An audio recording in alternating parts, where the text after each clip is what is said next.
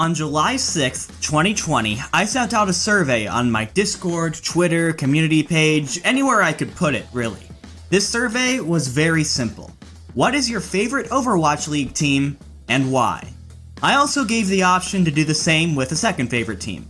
In the end, over 1,400 people filled out this survey, and first of all, if you were one of those people, thank you so much. Every single one of your responses was taken into account, and I found a lot of interesting things. But before we get into that, let's take a second to explain all of the different metrics that I'll be talking about in this video. Hey guys, Unscripted Dividing here, and I am going to talk to you for a second about all the different sheets and tables that I'm using and referencing over the course of this video. So this first sheet is really simple. It's just all the responses. It is organized by teams, and then we have all of the Ys here, and then the second favorite teams also organized. Pretty simple. The ones that I highlighted are just ones that I thought were funny most of the time. There were some really insightful ones that I thought were interesting that I highlighted as well. So this first table is just the count of how many people marked a team as their absolute favorite.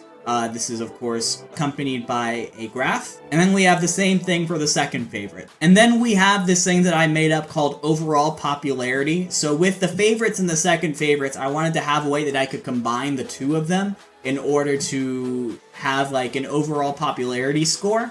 But I wanted to make sure that it was weighted towards the favorites, because if you have a team as your favorite, I think it should be worth more than if you have a team as your second favorite.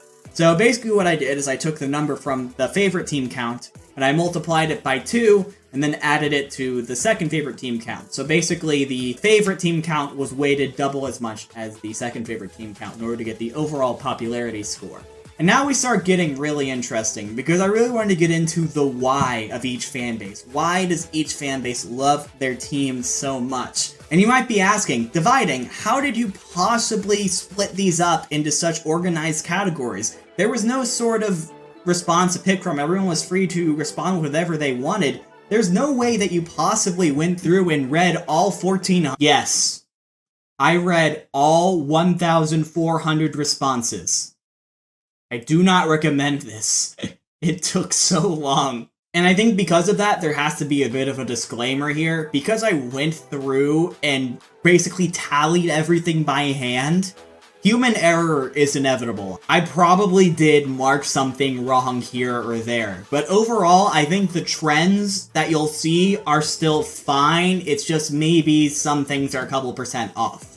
But because of that, I was able to take every single response, and for the most part, I could narrow them down to 6 or 7 different categories. We had the location of the team, the personalities of the players within that team, the gameplay of the team, the branding with the logos or the colors, the social media and content that the team produces, the nationality of the players, and then for the teams that it was applicable to, being fans of a team or an organization prior to Overwatch League. So Envious for the Fuel, Immortals for the Valiant, etc. And then there was some other things that were specific to certain teams that I also had in there, but I'll talk about that in the video. And this final graph, this monster, is because I wanted to see if you were a fan of one team, were you more likely to be fans of other specific teams? This one's a little difficult to read right off the bat, so I'll go through a quick example. So the best way to think about this is the vertical is the favorite Overwatch League team, and the horizontal is the second favorite Overwatch League team. And so let's just take this thing right here, this 4. So of all London Spitfire fans, 4 of them had the Hangzhou Spark as their second favorite team. And then these ones that are highlighted in green are ones that were a significant number of people, and that was decided by the grand totals over here. If a number in a row was more than 10% of their grand total, I colored them green. And this darker green was if it took up 20% or more, or if it was just seemed significant to me. And that's going to take us through all of the different sheets and tables that I made for this video. Thank you guys. I'll throw it back to Scripted Dividing. Thanks, Unscripted Me! So, starting off with the Atlanta Reign. This is a team that's known for their explosive personalities. Players like Dogman, Babybay, and Defran take up a lot of screen time due to how comfortable they are in front of a camera. So it's not much of a surprise that this team was second place overall in personality. Also unsurprisingly, a lot of people originally hopped onto this team due to Defran, but were then able to get to know the other personalities on this team after he left. Atlanta also played 6th in gameplay, which is respectable despite their disappointing performances as of late. I noticed that a lot of Atlanta fans mentioned the Season 2 playoffs upset against the Shock, so I feel like a lot of these fans are still holding on to the potential of their players more than their actual performances. The Uprising are so lucky that they have such a devoted fan base. 2/3 of the responses mentioned location as a reason they rooted for this team, enough to push them up to 12th place in the favorite count. Honestly, a lot better than I thought it would be. However, a lot of Uprising fans mentioned Season 1 as the big reason why they like this team. If the Uprising don't give these fans more reasons to root for them, they might lose them. It shouldn't be a huge surprise that the Chengdu Hunters came in first place for gameplay. Their anti-goat strategy was their main draw in Season 2, and that's how a lot of people grew to like them, but not love them. Chengdu were last place in the favorite count by a fair margin. Only 17 applicants said that their Hunters were their #1 favorite team. However, 71 people said that Chengdu was their second favorite, which was enough to boost them out of the cellar in overall popularity 17th place. Dallas Fuel fans are a very nostalgic bunch. Just about 50% of them mentioned either being fans of Envious in the Apex days, while 43% were fans of Season 1 personalities like Seagull and XQC. Though I did notice a lot of built-up frustration in this fan base, and deservedly so. It's also worth mentioning that 24 Dallas fans put the San Francisco Shock as their second favorite team, which isn't only 20% of all of them, but the highest pure number in the entire table. So maybe Fuel fans just crave an ounce of success every once in a while. And now, an ode to Dallas. Why do I root for this team? I have no reason. Fuck this team. Fuck Era. There are so many other teams, but for some fucking reason, I just like this fucking team. Fuck. Anonymous Dallas fan. Florida has a lot of reasons to like them right now, and this is reflected in their rankings. 6th in location, 5th in gameplay, 4th in branding, and 2nd in social media. This is also a surprisingly consistent team in their counts. 14th in favorites, 14th in second favorites, 13th overall. Not fantastic, but Florida has definitely seen a bit of a resurgence since the end of Season 2, where they were considered the bottom of the barrel. Also, a small but significant portion of Mayhem fans were fans of WGS Armament, the team that Karian and Gargoyle came from. Finally, a surprising number of people actually joined up because they liked their old color scheme. You know, the one that got memed to death for being the McDonald's team. Yeah, I don't really get it, but you do you, I guess. When you first look at the Guangzhou Charge, you don't expect too much. After all, this is a team that placed just 16th in the favorite count, but then, look at these numbers. 1st in personality, 2nd in gameplay, 2nd in branding, 2nd in player nationality. Like, what? I think that even though the Charge aren't a super popular team, the people that do like them for a lot of reasons. I did the math, and the responses for Charge fans clocked in at an average of 23 words. This is a huge contrast from, say, the Hunters, where a lot of the responses were just Amon. Also, almost 20% of Charge fans mentioned how this team is underrated in some way. Let's see how long it stays like that. If you like the Spark, it's probably because you like pink. Over 80% of Spark fans mentioned the branding, which put them in first place in that category by a mile. Unfortunately, it doesn't seem like they have much else going for them. The Spark have shown uninspired play as of late, and they don't really have any popular personalities outside of Gushui and maybe the recently acquired Architect. Hangzhou were 2nd to last in favorites and 13th in second favorites to rank 18th in overall popularity. Here's a fun bonus though. A not insignificant number of people mentioned trans rights as a reason to support the Spark, and I didn't realize until then that Hangzhou's logo matches up really well to the transgender pride flag. Nice.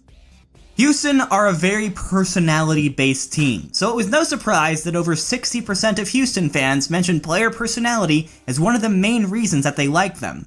But they ended up dead last in gameplay, which I wasn't expecting. They have some talented players, but I guess fans of the Houston Outlaws are there more for the personalities than the gameplay, which is honestly pretty nice. Several people mentioned that they were introduced to competitive Overwatch as a whole through the 2017 World Cup, and they became an Outlaws fan through that. But here's the most interesting trend to me. Houston were 7th place in the overall favorite count, but 17th in the second favorites. If I had to make a guess as why that is, Houston fans have a bit of a negative stereotype to them. They're the shrieky 12-year-old boy band stans, and I think that stereotype keeps people from casually liking this team. You're either all in or all out. If you're a Gladiators fan, you just might like purple. This team came in 3rd place for their branding and 5th in personality, because there's a lot of space fans here, which I expected, but I didn't expect just how many people would mention the veterans Big Goose and Shaz. I do have to admit though that a lot of Gladiators fans did mention Surefour as a big reason why they like this team, even though he left. And this is probably why the Gladiators fans are much more likely to have the Defiant as their second favorites than any other team. The LA Valiant are another very consistent team. 13th in favorites, 12th in second favorites, 12th overall. There's a lot of reasons to like the Valiant too. They're 7th in gameplay, 5th in branding, and 5th in their pre-Overwatch League branding as Immortals. But just over 10% of the responses for the Valiant mentioned their social media outreach. This may not sound like a ton, but this was just about double second place in this category. In addition to just being an entertaining social media account in general, the LA Valiant were the first Overwatch League team to speak out about the Black Lives Matter movement and have shown consistent support towards LGBTQ+ causes. Clearly, that's drawn a few eyes in their direction. If you like the London Spitfire, you're most likely from the UK. Over 80% of Spitfire fans mentioned their location as a main reason to root for them, which was first place by a lot. And a respectable 8th place in the favorite count pushed the Spitfire to 11th in overall popularity. However, the Spitfire are having trouble getting their new, mostly unknown team to stick in the eyes of their fans. They're a disappointing 19th place in gameplay and dead last in personality. It's weird, London was making a steady stream of solid content with their old roster, which really let their fanbase get to know these players. That content abruptly stopped with Season 3. I know the pandemic hasn't helped anything, but this is potentially London's most important season if they're going with this roster long term. They have to sell these guys to their fans, and unfortunately, they're dropping the ball. Now we're getting into the big boys. The NYXL were able to crack the top 5 in overall popularity, and I have to credit that to a steady stream of high quality content that lets the personalities on this team shine. There's a lot of really high scores here. 8th for location, 7th in personality, 4th in social media, and I think there's a lot to be said for a team that's diversified their appeal so much. In addition, NYXLs are also very likely to be Shock fans. Exactly 20% of NYXL responders had San Francisco as their second favorites. I can't deny how impressive the Eternals' numbers are. 5th for the favorites, 2nd for second favorites, 3rd most popular team overall. But to be 100% fair, I sent this survey out the day after the Summer Showdown ended. And because of that, you would have reason to believe that it caused a bit of bandwagoning. And I think it did a little. A solid 8th place in gameplay would point to that. But the French have always been known as a very passionate fan base in Overwatch, and a 3rd place in location will back that up, as well as 1st place in player nationality. Paris fans really appreciate the fact that this team is investing in French talent. In fact, it seemed like a lot of Paris fans mentioned London and how they couldn't relate to the Spitfire in the same way that they relate to the Eternal. Here's something interesting. London fans are more likely to also be fans of Paris. However, this isn't reciprocated. Only 6% of Paris fans had London as their second favorite, compared to 18% the other way around. It seems like Philly has it all. They have a really passionate and dedicated home base, they're one of the top teams in the game, they have great branding and make great content. And yes, the Philadelphia Fusion were number 1 in the favorite count by 25 submissions. But it wasn't quite enough, as an 11th place and second favorites dropped them to number 2 overall. However, there's definitely nothing to be ashamed of here. Philadelphia had solid placement all through the board, their worst was 14th in branding, and interestingly, 3rd place in player nationality. You might think this is due to EQO, the league's only Israeli representation, but actually a lot of UK fans were drawn to the Fusion in Season 1 because Boombox was the only UK player at the time. But just like a lot of things in this league, everyone gets overshadowed by the Shock. Yes, Philly was able to beat them in the favorite count. When it came to second favorites, the Shock more than doubled Philly.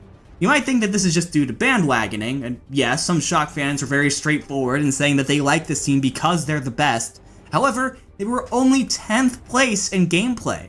As far as personalities, they were 3rd.